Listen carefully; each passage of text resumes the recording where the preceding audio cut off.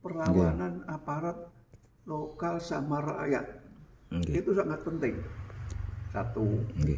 Kedua, ya sekarang ini yang terjadi negara kita ini sudah dijajah secara ekonomi dan ekonomi, terutama ekonomi, Pak. Nah, saya di UNESCO itu bikin kenapa kampus di tanah air. Itu ada pertanyaan dari dosen, Pak, nanti kita Pak. Pertama pertanyaannya kan itu kan militerisasi.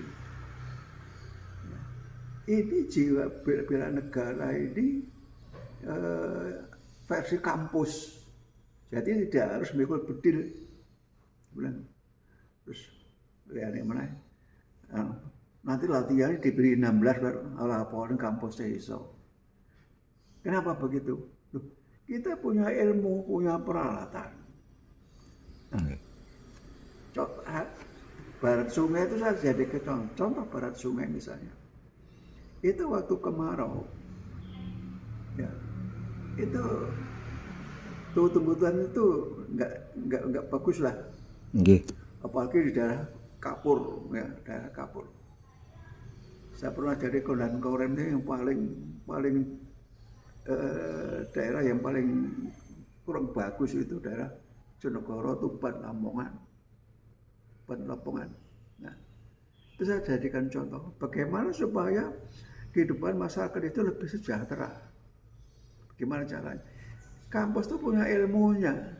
Nah, di bela negaranya kampus itu di sini pakai ilmu. Pakai ilmu, bukan pakai bedil. Jenengan waktu niku rektornya, Pak ya? Jenengan waktu niku rektornya apa? Jenengan waktu niku dosen apa rektor, Pak? Waktu di kampus itu. Apa nih? Jabatannya jenengan rektor apa dosen waktu niku? Kampus sudah aku tadi rektor 2015 sampai 2019. Nggih. Terus dados bupati tahun pinten, Pak? 95 2000. Bapak Bupati Kediri nggih. 1995 19 2000. Bupati Kediri nggih. Luar biasa nggih. Jadi senjatanya tuh ilmu untuk mengabdikan kepada masyarakat supaya lebih sejahtera. Kita ini secara ekonomi dijajah. Dijajah. Nah, perang kita tuh perang ini menghadapi ini sekarang ini. Sekarang. Perang ekonomi. Perang ekonomi. Bukan harus pakai bedil. Nah, ini apa? Bintang. Bintangnya habis. Masyarakat tuh nggak tahu, bela negara tuh nggak tahu, Mas. Seperti apa? Di kampus saja saya pakai gitu ya pertanyaannya. Sampai saya tuh bikin petunjuk sendiri, Pak.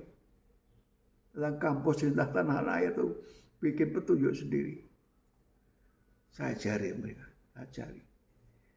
sampai saya berikan penataran di Rindam, di Dodik Bela Negara.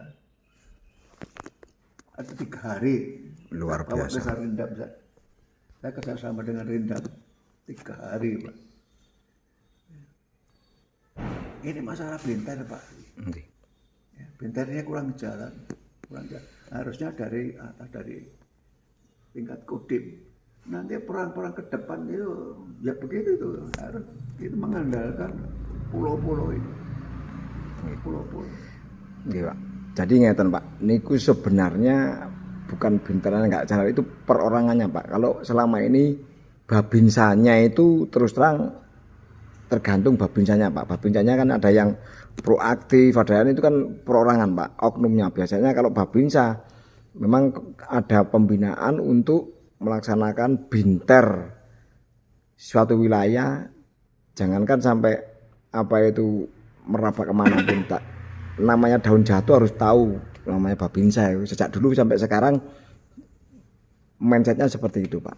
Cuman sekarang dengan era globalisasi ini mungkin ada perubahan sedikit-sedikit karena kan mungkin karena milenium atau bagaimana, kita juga perlu kita pelajari juga, Pak.